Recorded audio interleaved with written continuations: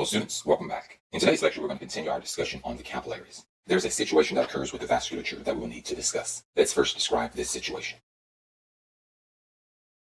As we already know, the human body contains approximately 5 liters of blood.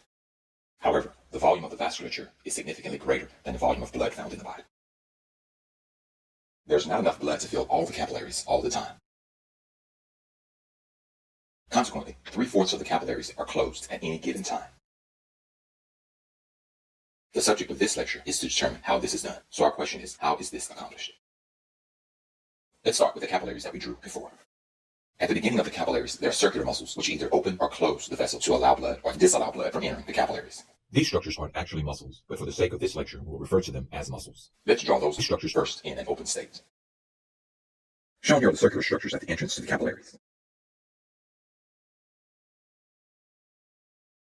And the capillaries are also known as the tissue blood vessels. And since the structures are not constricting the capillaries here, we say that the capillaries are open. Let's next contrast this with closed capillaries. Let's make a copy of our capillaries. Shown here is the copy of our capillary system. To better explain what happens in this situation, let's show the entrance of these capillaries in a constricted state.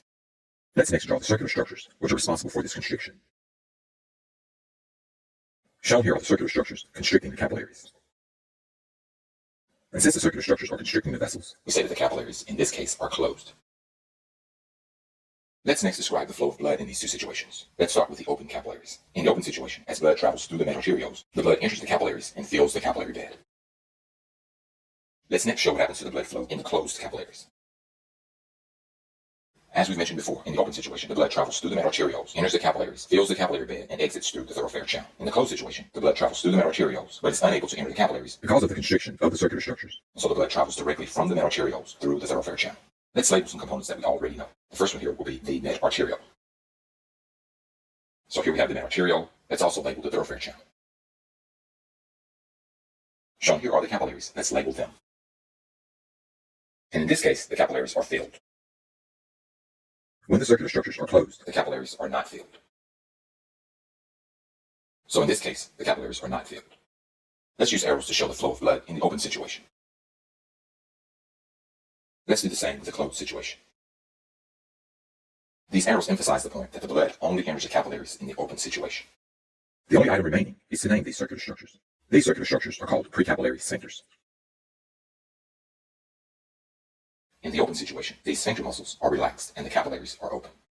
In the closed situation, these sphincter muscles are contracted and, of course, the entrance of the capillaries are closed. Let's review the purpose of this lecture. There are about 5 liters of blood in the human body. The volume of the vasculature, or the volume of the vessels, is significantly greater than the volume of blood. Consequently, there's not enough blood to fill all the capillaries all the time. For this reason, 3/4 of the capillaries are closed at any given time. And the purpose of this lecture was to show how this is accomplished. And now we can see that this is accomplished through precapillary sphincters, circular structures which close the entrance to the capillaries. That concludes this lecture on our precapillary sphincters. I hope that you've learned a lot.